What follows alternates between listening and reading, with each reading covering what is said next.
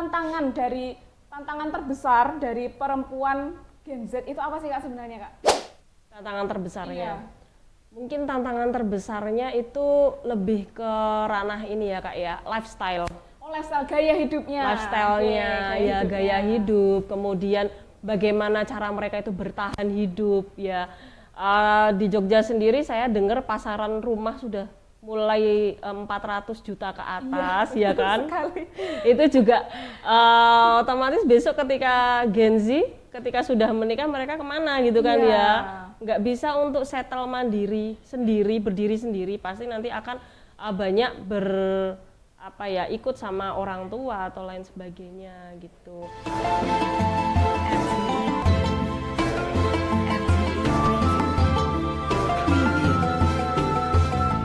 Jalan ke Maroko. Jangan lupa update website. Hari ini akan tayang talk show di acara Ramadan Insight.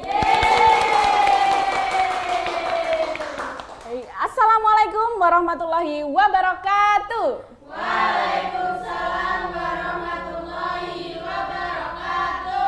Halo Sobat Bali yang dimanapun kalian berada, sore ini kita akan ngajak ngabuburit kalian semua dengan tema Glow Up Iman di bulan Ramadan, perempuan berdaya dan berkarya di era Gen Z. Tentunya ini akan sangat menarik sekali, terutama pembicara kita atau narasumber kita tentunya dari beliau seorang penulis, seorang guru juga, dan berkecimpung dalam berbagai kegiatan organisasi, terutama organisasi kemuhammadiyahan itu sangat banyak sekali. Beliau yaitu Kak Rina Luciana. Halo Kak Rina, Assalamualaikum. Halo Kak April, Waalaikumsalam. Bisa diperkenalkan Kak Rina itu namanya siapa, walaupun saya sudah menyebutkan ya, tapi alangkah lebih baiknya lagi kita mengenal beliau lebih dalam, oke? Monggo Kak, silahkan. Baik, perkenalkan nama saya Rina Luciana Arianti, biasa dipanggil Bu Rina ya kalau di sekolah. Aktivitas saya ngajar menjadi guru di SMP Muhammadiyah 10 Yogyakarta.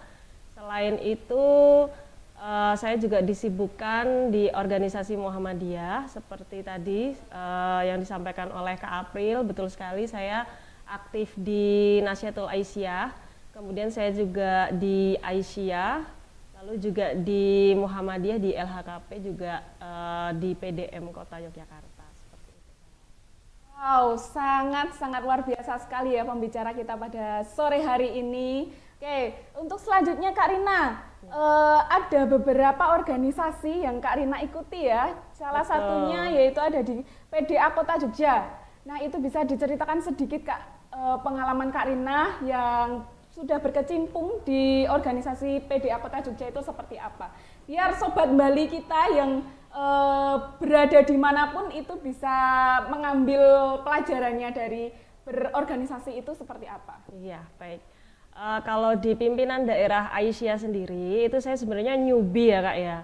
Karena secara usia saya belum masuk di usia Aisyah, tapi saya di kader secara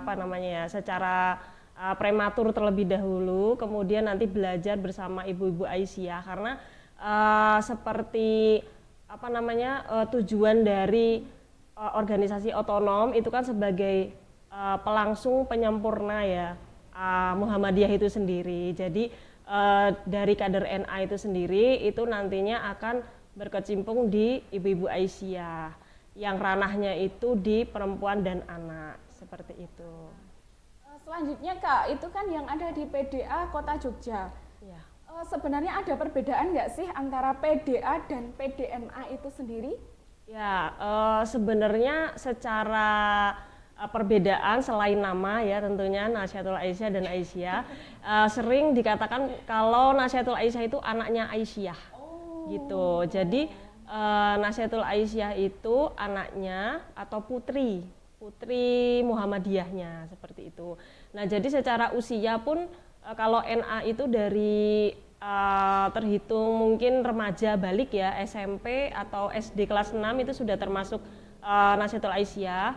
Nah itu sampai di usia 40 tahun itu kalau di NA. Nah setelah itu setelah 40 tahun itu baru berjejaring di Aisyah seperti itu. Jadi rentan usianya itu Ya, ada gitu perbedaannya di rentan usia. Namun kalau di ranah geraknya itu sama-sama kita itu fokus ke ranah perempuan dan anak. Bagaimana caranya kita itu memberdayakan masyarakat sehingga terwujudnya masyarakat Islam yang sebenar-benarnya. Seperti tujuan di Muhammadiyah, seperti itu. Luar biasa sekali teman-teman. Selanjutnya yang ada yaitu ada PCIMM Sleman. Ya. Bisa digambarkan Kak seperti apa keadaan berorganisasi di Muhammadiyah itu seperti apa? Oke, baik. Di PCIMM itu sambil nostalgia ya Kak ya, karena ini juga udah termasuk lama juga saya berkecimpung di Ikatan Mahasiswa Muhammadiyah. Kalau anak-anak Bali sendiri kan kalau di Bali kan adanya IPM ya, Ikatan Pelajar Muhammadiyah. Nah kalau sudah di tingkatan universitas itu kita ada organisasi otonom satu lagi di ranah kemahasiswaan, yaitu Ikatan Mahasiswa Muhammadiyah.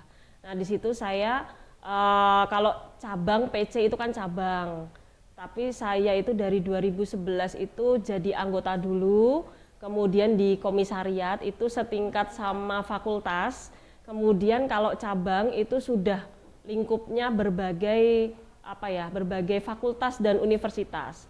Kebetulan dulu itu kalau di PCIMM Sleman itu universitasnya itu ada Universitas Islam Indonesia, kemudian ada UIN Sunan Kalijaga, dan ada Surya Global pada saat itu. Surya Global. Ya, kalau sekarang sudah masuk PCIMM Bantul.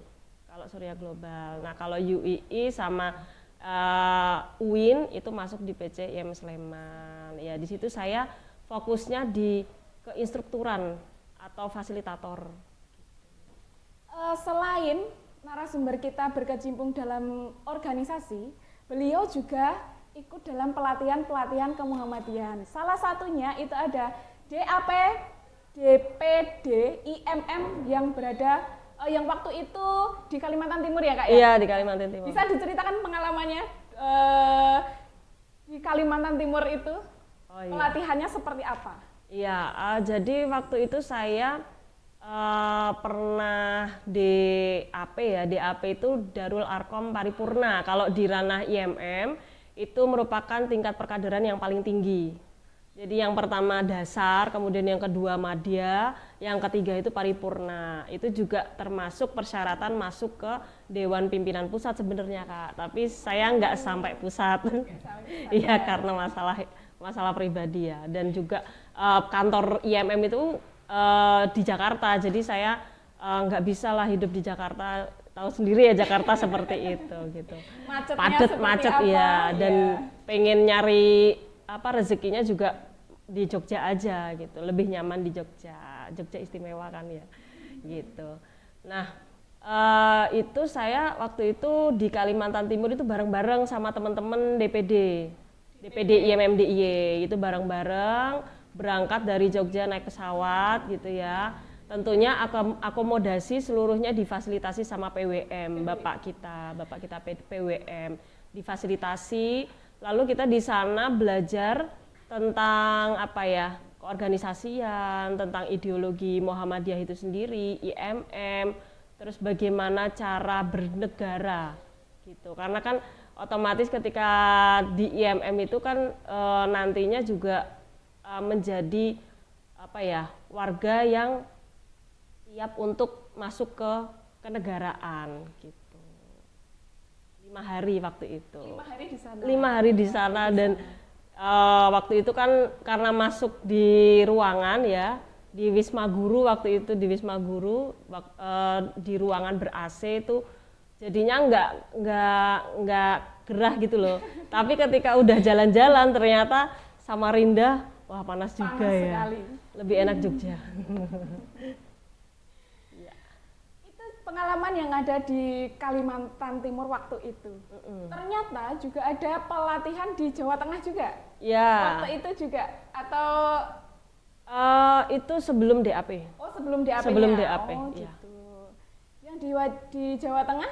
Di Jawa Tengah itu saya karena saya kan guru ya, jadi saya punya passion memberikan ilmu kepada orang-orang. Jadi saya kepengen jadi fasilitator juga di IMM. Jadi saya ikut LID, ikut LIM. Nah, sebelum nikah ya Kak ya. Sebelum nikah itu memang saya banyak sekali kegiatan yang pengen explore berbagai pulau gitu. Kemarin ini saya habis dari Medan Januari tahun lalu ya, Medan. Habis itu Bandung juga pernah itu explore kemana-mana gitu. Jadi seneng aja bisa bergaul sama berbagai suku ya. Kalau di Purwokerto saat itu bahasanya ngapak sama teman-teman, tapi campur juga ada teman-teman dari Bekasi juga ada, Jakarta juga ada, Jawa Timur juga ada. Jadi biar bisa mengenal kulturnya mereka juga, dan itu sangat seneng banget Mbak di situ. Iya. Berarti bisa dong sedikit spill bahasa ngapaknya dari teman-temannya. Itu gimana? Taunya Rika kencot gitu. Rika kencot. Iya. Rika kencot. Nyong saya, kalau Rika kamu. Nyong itu saya. Ya, Nyong Rika saya. itu kamu. Rika kamu. Kencot itu lapar. Oh, berarti kalau kamu mau mengajar Apa ya? apa ya? Rika. Nah, itu nggak nanya sih Kak saya sampai situ. Oke Kak Rina, terima kasih sudah berbagi pengalamannya tentang organisasi kemuhamadiyahan itu apa saja. Semoga Sobat Bali semua bisa mengambil hikmahnya, bisa mengambil pelajarannya. Kalau berorganisasi itu ternyata seseru itu, gitu ya. Untuk selanjutnya Kak Rina, saya mau tanya nih, kira-kira gimana sih menurut Kak Rina generasi Gen Z? Gen Z itu apa sih Kak? Kalau menurut Kak Rina itu apa? Ya. Kalau dalam dalam pengertiannya sendiri ya, Gen Z itu rentang usia di 2000-an. Yang kelahiran 2000-an sampai tahun 2012 ya kalau nggak salah ya, 2012-an kalau nggak salah. Nah, di rentang itu Gen Z itu memang sudah muncul saat itu, memang teknologi komunikasi sudah muncul. Jadi otomatis perkembangan Gen Z dengan milenial ya sebenarnya secara karakter tidak jauh beda, karena di gen milenial sendiri itu sudah ada komputer juga udah ada. Teknologi sudah ada. Cuman yang mobile bisa langsung cepat ya, instan dan lain sebagainya itu di Gen Z. Jadi memang secara karakter emang tidak beda jauh dengan milenial ya, namun mungkin secara karakter yang sekarang, apalagi kemarin sudah zamannya COVID ya, kita ketahui sendiri COVID itu sangat jadi kunci perbedaan sangat jauh sekali antara Gen Z dengan milenial maupun baby boomers dan lain sebagainya. Jadi lebih cenderung mereka itu tuh melihat apapun itu lewat media sosial atau HP seperti itu. Perbedaan yang paling jelas itu berarti terutama pada media sosialnya ya? Iya, betul. Kalau generasi milenial itu kan masih kayak, ya ada sih media sosial, tapi kayak nggak seviral sekarang gitu ya? Betul. Ya jadi kalau milenial itu tuh, ya memang mereka itu pegang teknologi itu, tapi mereka masih bisa bersosial dengan orang sekitarnya. Nah, Gen Z cenderung lebih kalau sekarang anak-anak bilangnya introvert. Iya, benar sekali. Iya kan, lebih aku introvert dulu lah gitu kan ya. Pengen main HP sampai berjam-jam gitu kan ya, sibuk dengan dunianya sendiri kalau kata orang-orang sekarang. Peristiwa yang terjadi sekarang Gen Z itu kan lebih dikenal dengan tampilannya yang mengikuti tren dan harus glow up gitu kalau bahasa anak zaman sekarang gitu ya. Istilah glow up itu kan juga sering diungkapkan sama anak-anak glowing. Iya. Nah itu kalau Kak Rina itu menganggap glow up itu istilahnya itu seperti apa sih Kak sebenarnya Kak? Ya, kalau menurut saya glow up sendiri memang secara bahasa itu secara tren sendiri itu sifatnya lebih ke penampilan fisik Iya, ya. betul sekali. Lebih ke misal kamu pakai skincare apa Iya, ya, lebih betul cerah banget. gitu kan ya, glowing gitu. Terus bisa lebih ke penampilan yang lebih baik itu secara physically seperti itu. Namun kalau menurut saya glow up itu bisa loh diarahkan ke ranah Islam gitu. Karena terpancarnya apa beauty ya, kalau perempuan ya beauty, kalau cowok apa ya ganteng gitu ya, itu kan kelihatan nggak cuma dari fisiknya aja, karena fisik ya rata-rata kita itu bisa glowing paling sampai umur 40 tahun. Setelah itu sudah tidak bisa, ya bukan Banyak tidak bisa, keriputnya jadi udah sudah keluar. harus menutupi keriput dan lain sebagainya. Namun kalau kita glow up dari diri sendiri ya, dari dalam diri kita sendiri, itu menurut saya mungkin lebih baik gitu. Atau yang bisa disebut kalau menurut saya glow up iman dan akhlak seperti itu. Luar biasa sekali. Berarti glow up versi Islam itu lebih ke dalamnya gitu Dalamnya, ya. Lebih inner beauty. Dari inner beauty-nya Iya, gitu ya. betul. Oke. Kalau dikaitkan dengan Ramadan Kak, karena ini kan pas banget nih di bulan Ramadan gitu ya. Kenapa sih kok bisa cocok banget gitu loh glow up iman di bulan Ramadan gitu? Iya. Kalau dihubungkan sama Ramadan ya, karena mungkin kita kan sekarang di bulan Ramadan nih. Nah, sebelum bulan Ramadan sebenarnya itu ada bulan Sya'ban atau Rajab. Nah, di situ sebenarnya Rasulullah juga mengajarkan bahwa ketika kita mau di bulan Ramadan itu kita harusnya mempersiapkan diri tuh gitu. Mempersiapkan diri, dan ada riwayat hadis juga yang mengatakan bahwa Rasulullah itu tidak berpuasa paling banyak itu melebihi dari puasa Sya'ban dan Ramadan. Jadi di bulan Sya'ban Rasulullah itu mengajarkan lebih beribadah lebih banyak, kemudian berpuasa lebih banyak, sehingga nanti di bulan Ramadan yang sifatnya tazkiyatun nafs ya, di situ artinya pembersihan diri atau pembersihan jiwa itu bisa maksimal seperti itu Kak, menurut saya. Oke, kalau glow up iman itu bisa dimulai dari apa aja Kak kira-kira di bulan Ramadan ini? Oke, mungkin saya pakai analogi ya biar teman-teman Bali Ya, nggak itu apa-apa, biar sobat Bali bisa lebih jelas. memikirkan Iya. gitu ya. Kalau menurut saya glow up iman itu saya contohkan sahabat Nabi yang bernama Utsman bin Affan ya.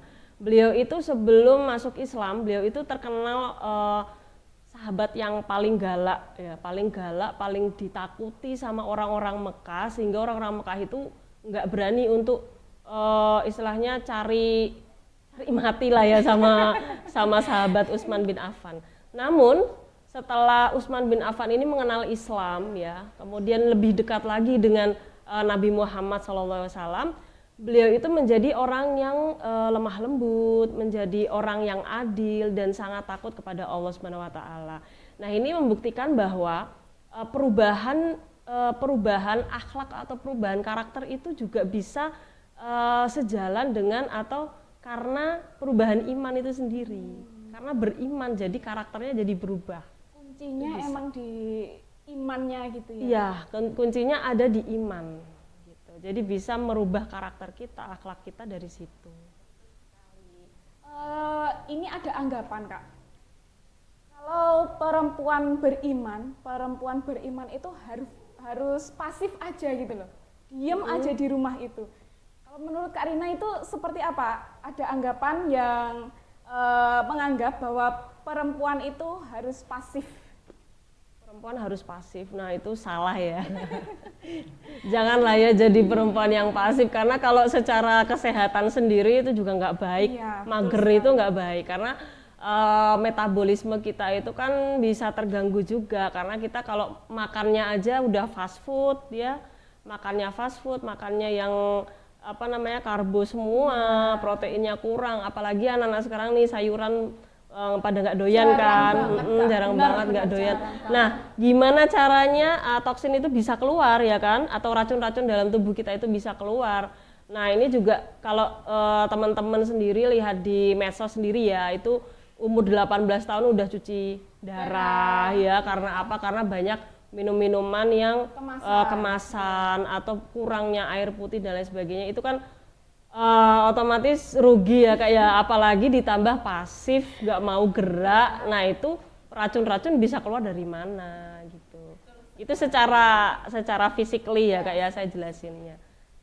Kadang juga perempuan itu dianggap lemah dan harus di rumah aja. Wes toh, kamu itu di rumah aja gitu kan. Ada juga anggapan seperti itu. Padahal sebenarnya perempuan itu juga bisa menciptakan hal-hal baru loh. Juga dapat juga berkarya. Terus padahal perempuan itu juga bisa menciptakan hal yang sebenarnya dia itu nggak bisa, tapi sebenarnya dia itu bisa. Iya. Gitu. Punya potensi gitu ya. Iya betul. Nah itulah mengapa perempuan itu dianggap perempuan berdaya, gitu kan. Nah dari Kak Rina sendiri, perempuan berdaya itu menurut Kak Rina seperti apa perempuan yang berdaya? Ya. Jadi sebenarnya perempuan berdaya itu kita nggak perlu jauh-jauh ke pahlawan kita yang deket-deket ya, tapi di zaman Nabi dulu itu sudah pernah dicontohkan oleh siapa? Oleh istri para nabi, yaitu Siti Khadijah ya. Kita ketahui bahwa Siti Khadijah ketika menikah dengan Nabi Muhammad itu udah settle, Kak. Dia sudah menjadi pengusaha yang sukses, dia sudah kaya raya. Sehingga ketika menikahi Nabi Muhammad mendapatkan wahyu, dia berdakwah, dia itu difasilitasi oleh istrinya sendiri. Dan itu membuktikan bahwa peran gender itu ada ketika di zamannya Nabi. Jadi bukan perempuan itu di belakangnya Nabi pada saat itu. Siti Khadijah bukan di belakangnya, tapi berperan setara oleh Nabi. Karena ketika nggak mungkin lah ya kalau kita sendiri yang sudah menikah sudah pasti tahu caranya, komunikasinya seperti apa. Ketika suami itu punya peran yang lebih besar, ya pasti nggak mungkin tanpa ada peran dari istri, itu nggak mungkin di situ. Jadi itu yang dimaksud berkarya. Dan satu lagi ada contoh Aisyah sendiri. Setelah Siti Khadijah meninggal dunia, Nabi Muhammad kan menikah dengan Aisyah, anaknya Abu Bakar As-Siddiq ya. Di situ juga Aisyah tuh nggak cuma pasif ya, tapi dia itu menjadi ulama perempuan, dan dia itu bisa menghafalkan ribuan hadis yang sekarang kita bisa nikmati hadisnya ya, di mana hadis Bukhari, Muslim dan lain sebagainya. Nah itu kalau bukan karena Aisyah nggak mungkin. Itu berarti Aisyah sendiri itu sudah mengajarkan kita bahwa perempuan itu meskipun di rumah dia juga bisa berkarya ya, dan karyanya itu dianggap ibadah gitu. Dianggap ibadah. Ada Kak dalam surat An-Nahl ayat 97, di situ dikatakan bahwa man amala sholihan minaz-zakari wa unsa wa huwa mu'minun. Nah, itu artinya bahwa barang siapa yang beriman ya, yang beramal soleh, laki-laki maupun perempuan, di situ sudah tegas Allah mengatakan bahwa yang beramal soleh itu bukan cuma laki-laki yang wajib, tapi perempuan juga wajib untuk berkarya, untuk beramal soleh gitu lewat karya-karyanya. Nah, itu adalah orang yang beriman, itu Allah sudah sampaikan seperti itu. Baik, jadi gitu ya Sobat Bali, terutama untuk yang perempuan nih, jangan hanya mager aja di rumah ya, terutama untuk yang perempuan. Jadi silahkan kalian bisa berdaya, bisa berkarya dimanapun kalian berada. Gitu Sobat Bali. Oke, baik Kak Rina, sangat luar biasa sekali. Perempuan berdaya, perempuan berkarya. Betul. Dalam contoh Islam pada zaman dahulu, tentunya pada zaman Nabi Muhammad SAW. Iya. Kalau dikaitkan dengan generasi Z sekarang ini atau Gen Z ini, contohnya yang paling signifikan itu apa Kak kira-kira? Perempuan berdaya, perempuan berkarya. Ya. Jadi menurut saya berdaya itu adalah yang punya semangat, ya, yang pastinya yang punya semangat. Dia punya spirit dalam diri sendiri dan tidak mudah goyah. Kemudian dia juga punya kestabilan mental, ya, nggak gampang kena nyinyir dikit, ya, mut-mutan, kemudian kena nyinyir dikit udah mental, ya kan. Nah itu mungkin kestabilan mental ya. Kalau sekarang ada istilah mental health mental health gitu ya, sering dikatakan mental health. Bahkan Gen Z itu sering dikatakan bahwa sering down mentalnya karena sering mungkin karena mudah untuk terpengaruh. Betul. Banyak yang ngomongin, kalau kita kan dulu ketika kita zamannya 90-an atau 2000-an ya Kak ya, itu juga kita nggak banyak terpapar oleh luar ya. Kalau anak-anak sekarang kan mungkin banyak sekali mereka tuh nonton konten-konten yang mungkin kurang berfaedah, sehingga itu juga mempengaruhi di karakternya anak-anak gitu. Betul sekali, apalagi anak Gen Z ini itu kan juga terpengaruh dari media sosial yang mungkin ya kurang bertanggung jawab mungkin ya Kak ya. Betul. Nah, dari itu sudah bisa membentuk karakter dari anak Gen Z itu sendiri sebenarnya. Kalau tantangan terbesar dari perempuan Gen Z itu apa sih Kak sebenarnya Kak? Tantangan terbesarnya? Mungkin tantangan terbesarnya itu lebih ke ranah ini ya Kak ya, lifestyle. Lifestyle, gaya hidupnya. Lifestyle-nya, gaya hidup. Kemudian bagaimana cara mereka itu bertahan hidup ya. Di Jogja sendiri saya dengar pasaran rumah sudah mulai 400 juta ke atas ya kan. Sekali. Itu juga otomatis besok ketika Gen Z, ketika sudah menikah mereka kemana gitu kan ya. Nggak bisa untuk settle mandiri sendiri, berdiri sendiri, pasti nanti akan banyak ikut sama orang tua atau lain sebagainya gitu. Kemudian tantangan yang kedua yaitu di ranah ekonomi, yaitu tadi juga ekonomi ya termasuk ya. Di ranah ekonomi ini karena teknologi virtualnya ya, anak-anak juga mungkin bisa mudah mengakses yang ilegal, contoh judol, jadi online, kemudian bisa ini ya, menarik pinjaman online itu juga sangat berpengaruh sekali. Banyak juga anak-anak Gen Z itu menggunakan ini boleh disebut gak ya? Kayak pinjaman-pinjaman yang di online itu. Itu kan iklannya banyak ya Kak ya. Di sekali. YouTube itu kan pasti ketika kita nonton nggak berbayar YouTube-nya apalagi itu pasti iklannya kalau nggak judul ya itu pinjaman online, pinjol gitu. Oke, baik Kak Rina. Yang terakhir Kak, boleh dong satu pesannya buat para sobat Bali kita.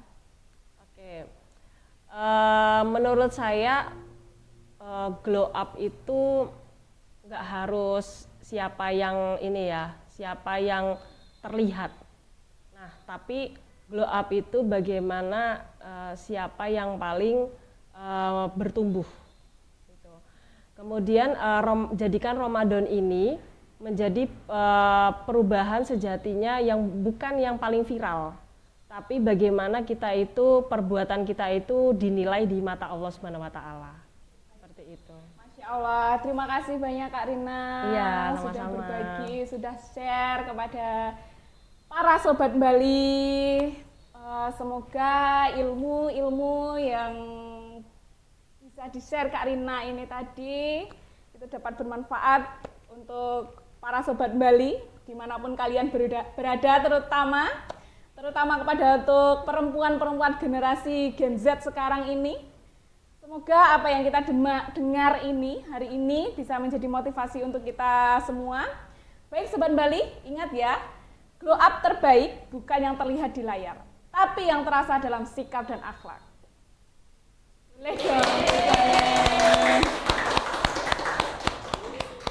Baik sobat Bali, waktunya saya dan Kak Rina pamit undur diri. Jika ada salah kata maupun ucapan yang kurang berkenan, kami mohon maaf. Jangan lupa sobat Bali untuk selalu menantikan video-video yang menarik dari kami dan jangan lupa untuk subscribe, like, dan share di YouTube dan TikTok @SMK Bali Official. Oke Kak Rina, yang terakhir Kak, mungkin Kak Rina ada media sosial apa yang bisa di-follow para sobat-sobat Bali ini? Boleh, saya ada IG, Instagram di @rina.luciana. Bisa di-follow boleh. Bisa dilihat di bawah sini ya, teman-teman para sobat Bali. Nanti kalau ada yang penasaran dengan narasumber kita, bisa di video, kok di Ya, video? saya juga di banyak. bawah sini. Saya banyak tulisan juga. Kalau di IG saya aktif nulis, cuman tapi dikit-dikit aja. Oh, Cuma itu buat Sobat motivasi Bali. aja. Ya. Kira-kira kalau Sobat Bali pada saat membuat story dan nggak tahu mau apa statusnya, Captionnya. ya captionnya bisa dilihat di Instagramnya Kak Rina. Gitu ya Kak Oke, ya. terima kasih. Oke, sampai jumpa di talk show selanjutnya. Wassalamualaikum warahmatullahi wabarakatuh. Waalaikumsalam warahmatullahi wabarakatuh.